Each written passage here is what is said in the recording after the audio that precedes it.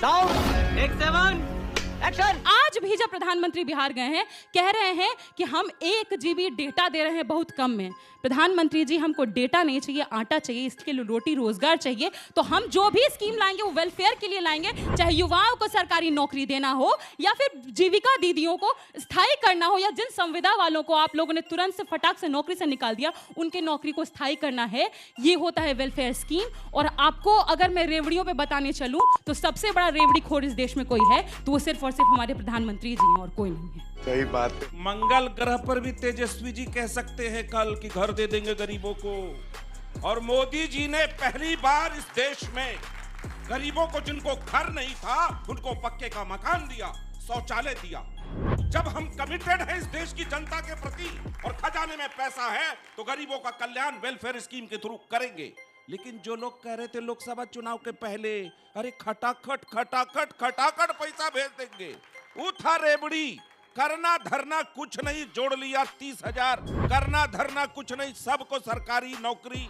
रुको जरा, अगर गुजराती अडानी को, अपने दोस्त को मोदी जी 1050 एकड़ जमीन 1 रुपया में दे देते हैं, वो होता है रेवड़ी। और वही दूसरी तरफ अगर हम कहते हैं, तेजस्वी जी कहते हैं कि जो भी भूमिहीन है, जिसके पास घर नहीं है, रोड किनारे रहता है, उसको हम शहर में 3 डिसमिल जमीन या गांव में हम 5 डिसमिल जमीन देंगे, वो होता है वेलफेयर स्कीम। और हम ये इसलिए कह रहे हैं क्योंकि आप देखिए कि जितने भी इन लोगों के वादे हैं, आपको हर जगह रेवड़ियां ही रेवड़ियां नजर आएंगी। खुद प्रधानमंत्री जी जब बाहर जाते हैं, 2 दिन के लिए ब्राजील गए, 2 दिन में खर्चा कितना बैठा? 90 करोड़ के अप्रॉक्स। 5 करोड़ का तो होटल बुक हो गया।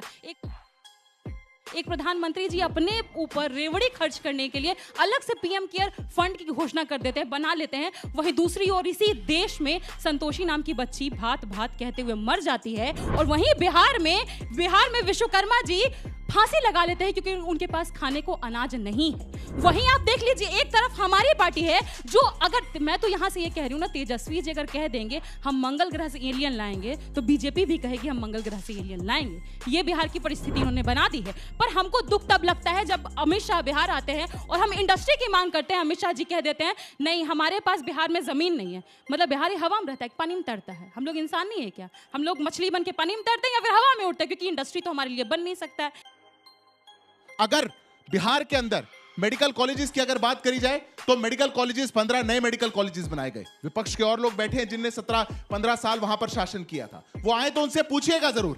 15 साल में जिन्होंने 0 मेडिकल कॉलेजेस बनाए, आज वो वहां पर शिक्षा की, रोजगार की बात कर रहे हैं। अगर 71,000 करोड़ का इन्वेस्टमेंट बड़े बड़े प्रोजेक्ट्स को लाने के लिए किया गया, अगर मर्डर में, डकैती में 80% तक की गिरावट बिहार के अंदर देखने को मिली, अगर लोगों के हाथों को मजबूत करने के लिए 1.5 करोड़ लोगों के घरों तक पानी पहुंचाया गया, उनके घरों में इलेक्ट्रिफिकेशन किया गया, उनके गांव में मूलभूत सुविधाएं करी गई, 55,000 करोड़ की गांव के अंदर नई सड़कें बनाई गई। जितनी 60 सालों में सड़कें बनी थी उससे दुगनी सड़कें अगर एनडीए ने 20 साल के अंदर बनाने का काम किया तो यह हमारी ताकत है, यह बिहार की धरोहर है। ओह, ऐसा है क्या? देखिए, मुझे लगता है कि जिस समय पर 2014 में मोदी जी की सरकार आई थी, हिंदुस्तान में 1160 के करीब नेशनल हाईवेज पे टोल थे। आज वो 60,000 से ज्यादा हो गए। सारे नेशनल हाईवेज प्राइवेट हाईवेज में कन्वर्ट हो गए। पहली चीज तो मैं इनका उत्तर देना चाहूंगा, इतना कुछ किया, इतना विकास किया, उसके बावजूद पलायन और बेरोजगारी में बिहार पर कैपिटा इनकम में लोएस्ट है, पलायन में, बेरोजगारी में हाईएस्ट है। लेकिन आज का विषय नहीं, आज का विषय है फ्री बीस का, जिसको मोदी जी बार बार कहते थे रेवड़ी कल्चर, रेवड़ी कल्चर। और अमित शाह जी कहते थे होली पर 1 बाटला फ्री मिलेगा, दिवाली पर 1 बाटला फ्री मिलेगा, सब कुछ फ्री हो जाएगा, स्कूटी मिलेगी, 10-10 हज़ार रुपया मिलेगा। ये रेवड़ी कल्चर है। किसान सम्मान निधि की किस्त उस समय पर रिलीज की जाएगी जिस समय पर चुनाव चल रहा होगा। जिस समय पर चुनाव चल रहा होगा, जब महिलाएं याद आएंगी, उनके अकाउंट में 10-10 हज़ार रुपए की घूस देकर वोट लेने का प्रयास किया जाएगा। अगर ये स्कीम इतनी ही अच्छी है तो यूपी में क्यों नहीं शुरू की भाई आपने? बिहार में आज आपने जब चुनाव था 20 साल से क्यों नहीं शुरू की? ये केवल और केवल चुनावी घूस है, इसके अलावा कुछ नहीं। वोट के लिए केवल पूरी तरह से लालच है ये। आज जिस तरह से तमाम राज्यों में हर बार कहा जाता महिलाओं को 1500 मिलेंगे, 2100 मिलेंगे, 2000 मिलेंगे, किसानों को 3000 क्विंटल का मिलेगा रेट, उसके बाद सब कुछ भूल जाते हैं। दुर्भाग्य ये है कि जिस समय पर आप आए 5 kilo ration free, 5 kilo ration आपने कहा कोरोना के लिए, लेकिन आज तक चल रहा है। लेकिन फूड सिक्योरिटी बिल को लागू नहीं करूंगा मैं केवल 5 किलो राशन देकर उसके नाम पर वोट लेना चाहूंगा। जनता को आप मूर्ख समझना बंद कर दीजिए। कुछ होता है वेलफेयर स्कीम्स, कुछ होता है फ्रीबीज। वेलफेयर स्कीम्स के कोई अपोज नहीं करता। वेलफेयर स्कीम्स कीजिए, वो संविधान में लिखा है कि किस तरह से हर वर्ग को आगे लाना है। लेकिन आप फ्रीबीज के नाम पर अगर वोट मांगते हैं तो उसका हर व्यक्ति अपोज करता है, क्योंकि वो टैक्स पेयर्स के पैसे का है। मोदी जी के घर से तो जा नहीं रहा है, इनके सरकार के घर से तो जा नहीं रहा है।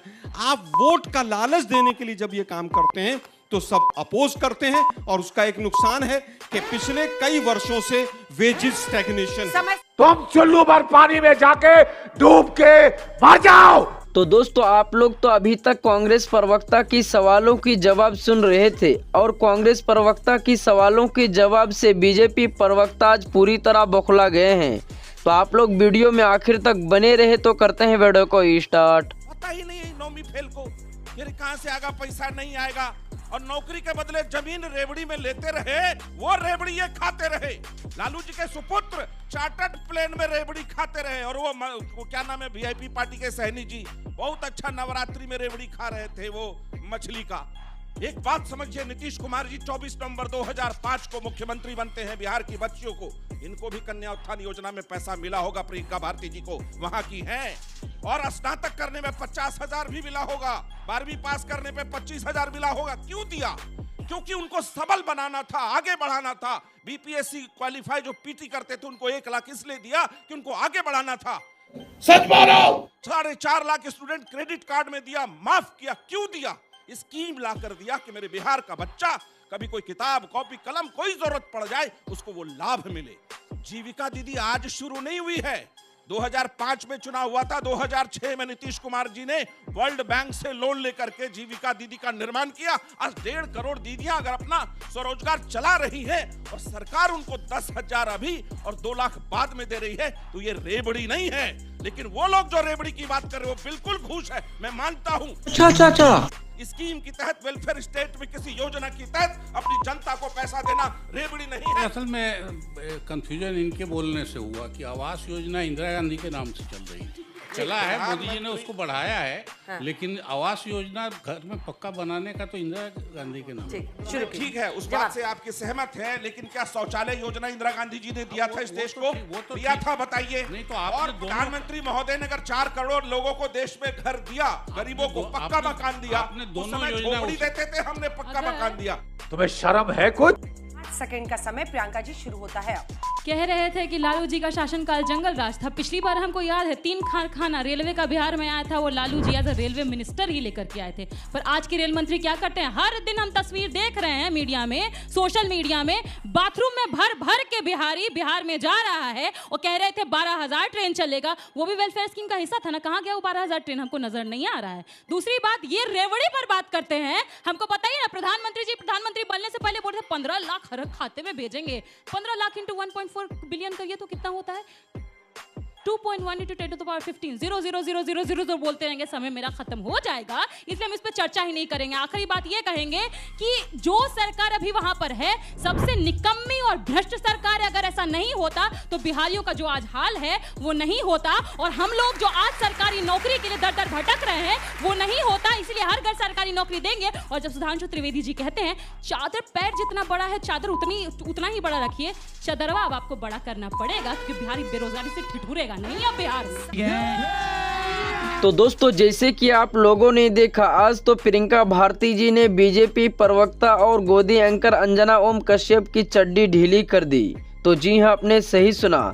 तो दोस्तों, आप लोगों को क्या लगता है कि प्रियंका भारती जी ने आज बीजेपी प्रवक्ता को जिस तरह जवाब दी है, तो क्या आप सभी को लगता है कि प्रियंका भारती जी ने सही जवाब दी है?